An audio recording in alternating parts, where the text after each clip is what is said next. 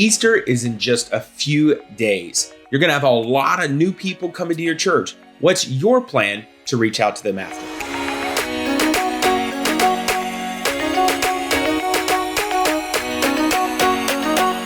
Easter is the Super Bowl of Christendom. It's the day where we have more people come and we celebrate the resurrection of our Savior. And unlike any other day in the church calendar, more people come to church on Easter than they do any other day of the year.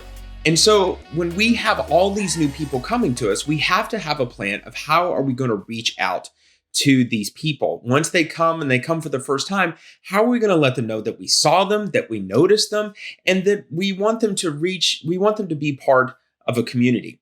Because one thing that I have noticed is that COVID has accelerated a lot of things. And one of the things that it accelerated the most is people's longing for community. A lot of churches, a lot of states are not as open as mine is in Florida. And some churches are opening up for the very first time. And so you're going to be having people come back to your church that haven't even been inside your doors for over a year.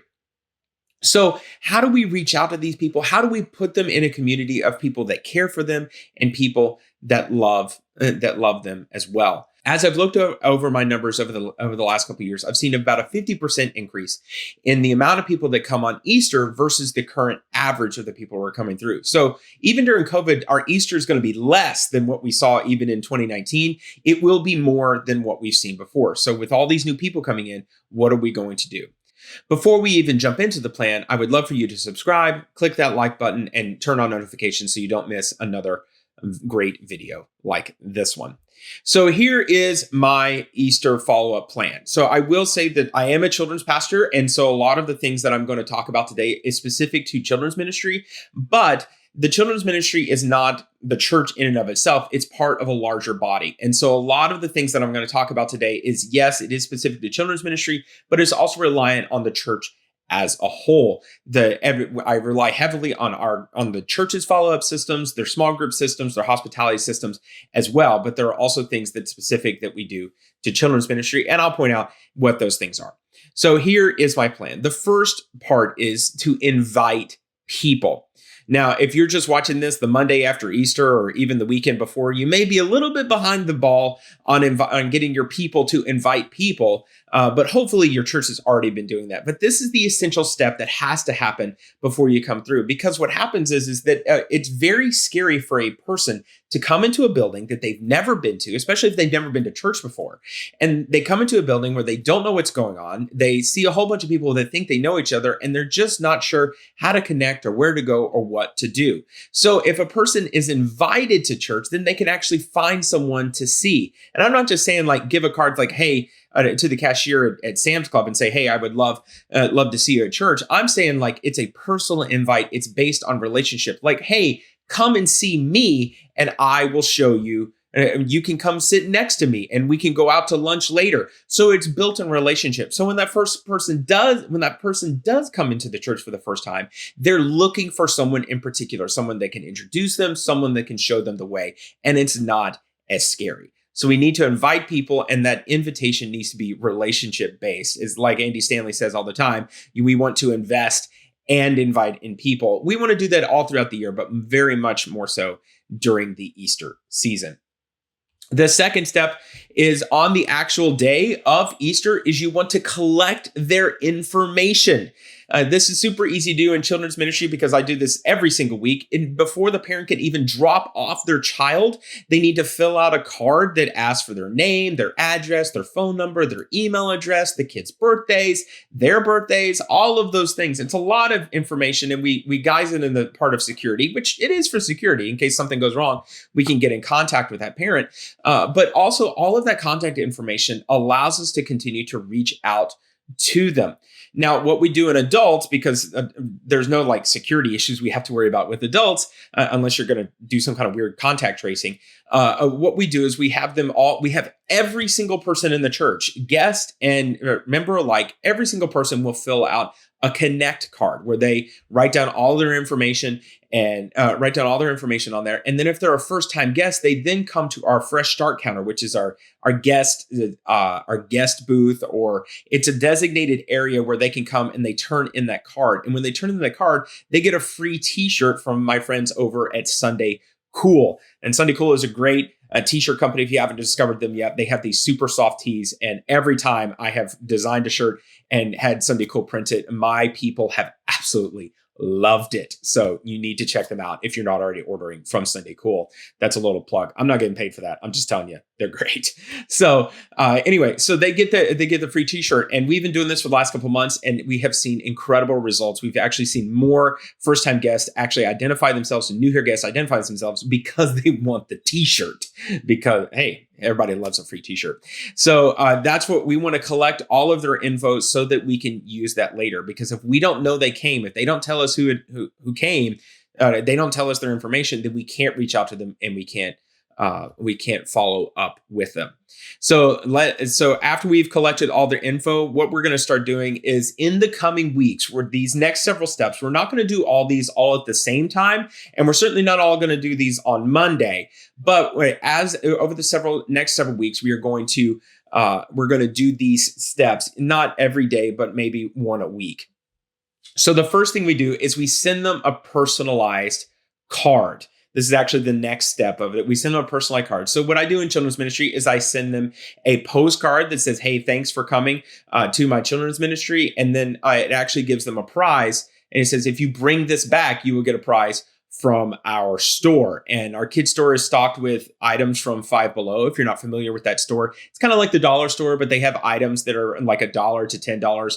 And so there's really nice stuff. And the kids really love it, because a lot of times when they go into stores like this, they're not able to buy just anything. Their parents are like, no, let's get out here as fast as they can before they have to spend a fortune. So I buy toys and games and electronics, and I put that in the store, and then they get to pick whatever they want out of it. And it's a great incentive for kids to get things out of our store for that. Now, for the adult side, what we do is we send them a personalized thank you card that is filled out and signed by our pastor, and it has a $5 Chick-fil-A gift card. Again, just thanking them for coming. And the reason why we do personalized as opposed to just printing on a label and saying, here's what it is, and printing on a label, it says, and it's like, hey, you matter. You are a person, and you're not just another name on the sheet. We want to show you that you matter to us, and we send them that card. And let's be honest, most of the time our mail is full of junk mail or bills anyway. So to get a nice personalized card from someone is something special and something to be celebrated. And I will say,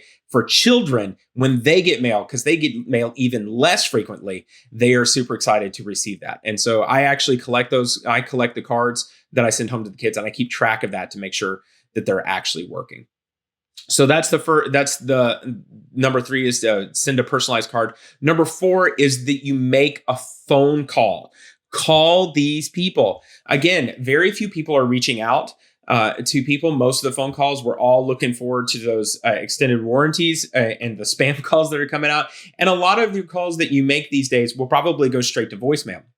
But every now and then, someone will pick up, or someone will even call back if you leave a message. And so go ahead and make that personalized phone call. It's another connection point between you and the church. And so what my church does is a lot of times we split up all the cards, throw out all the pastoral staff, and we take the cards and we call those people. Now, it doesn't necessarily have to be the pastoral staff. Actually, for my kids area, I'm going to have some of my top level leaders to call the kids. And we just, instead of giving them like a full on script, what we do is we give them 3 separate questions to ask that kind of guide the conversation.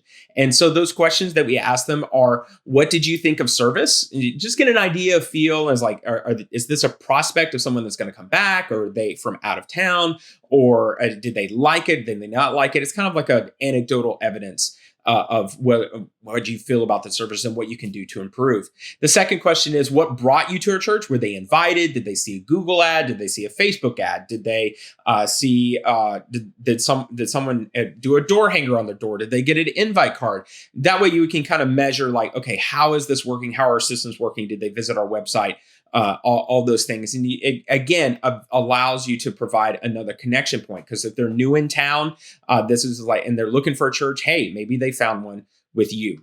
And then the third question is, how can I pray for you? Again, we want to treat these people like they're actual people and not just trying to get a task done. And I will say for me, sometimes that's difficult because I'm very task oriented. I just want to get it done. But just asking the question, how can I pray for you? A lot of times personal stories comes out, deep needs come out, and it's an opportunity again to minister to that person and lets them know that you care.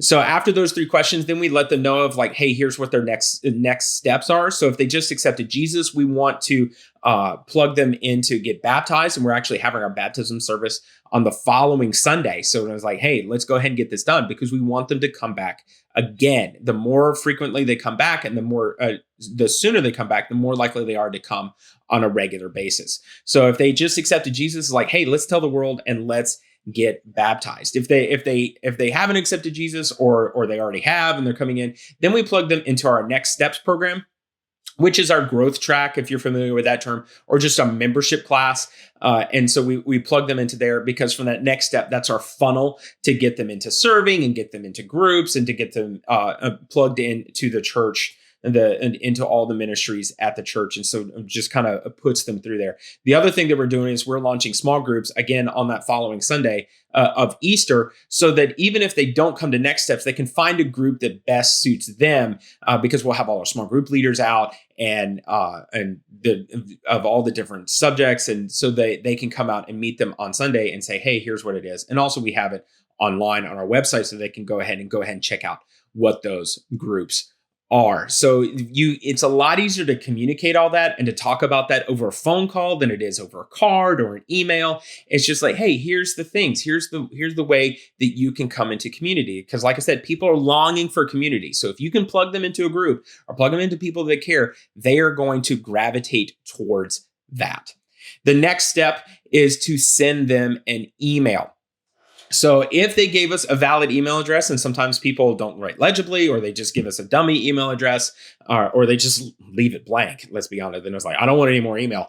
If they give us a valid email address, we send them a personalized email saying, hey, thanks for coming. And what I use for this is I use MailChimp. MailChimp has a great price, and it's a great price for the amount of people that we're sending to. It also has automatic tools and great HTML editors and all that stuff with it. So that's how, and the scheduling is really the key for me. So I use MailChimp to send them an email, and when I send them when they've first added them to the list, what I do is MailChimp then sends out an automatic email introducing myself and also gives them an idea of what the format of the email looks like. So that they're already aware of like, hey, here's what we're signing up for.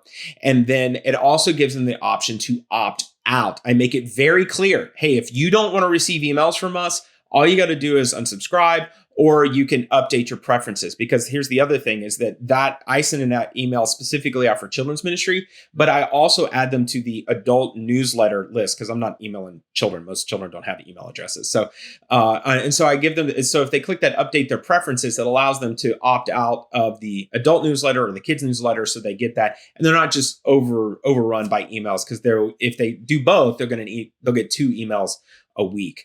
So if they choose not to opt out, you are now officially part of the list, and they will continue to receive emails from us until they unsubscribe. So I talked about from kids that I introduce myself and I do in the format of that email. We also have an automatic email from our senior pastor that does for the adult that says the same thing. Now, in years past, I have done this massive, beautifully graphically oriented, beautifully designed email with pictures and call to actions and buttons. And those things have gone straight to spam. And so what I've done now is I have shifted it, and I talk about one thing. I try to make it like a personalized email, like, hey, I'm just trying to talk to you like a friend emailing a friend. I try to do as few links as possible. I don't use any graphics. It's just straight words and then an HTML link that is a clickable call to action, because what we don't want to do is that email to go to spam. So we have that clickable call to action goes in there, and it has to be clear that this is what we want you to do, because again, we don't want it to go to spam. So the more often that a person will open an email and then click something within that email, the less likely that email is to go to spam. The other thing is that you want to continue to email these people on a regular basis, because if it's consistent, they're far more likely to read it and expect it to come in. So that's what we do. And then the final step, number 6, is that to keep reaching out. A lot of these people that will come on Easter, you will not see them again until Christmas or even the following Easter. And that's just the way our culture works. And that's okay. We can either fight the system or we can go with the system. So what I do is we continue to reach out to them with the emails. I may send them a card when there's another postcard when there's a big event or a big series coming up I want them to come be a part of. Or sometimes I'll even just give them a phone call and say like, "Hey, I haven't seen you in a couple weeks. How you doing? And we miss you around here." And again, just trying to connect them to the community, connect them to the people at home, to people at our church, so that we can reach out to them and say, "Hey, you matter to us." So I do hope that this plan will help you reach out to your people and even reach more people, not for growth's sake, but for expanding the kingdom. And hopefully, if all goes well, your numbers on Easter will become next year's average, and you can grow even more to reach even more people for Jesus, and they're engaged with what's going on. So that is the follow-up plan. I wish you well. Happy Easter, and we'll see you soon.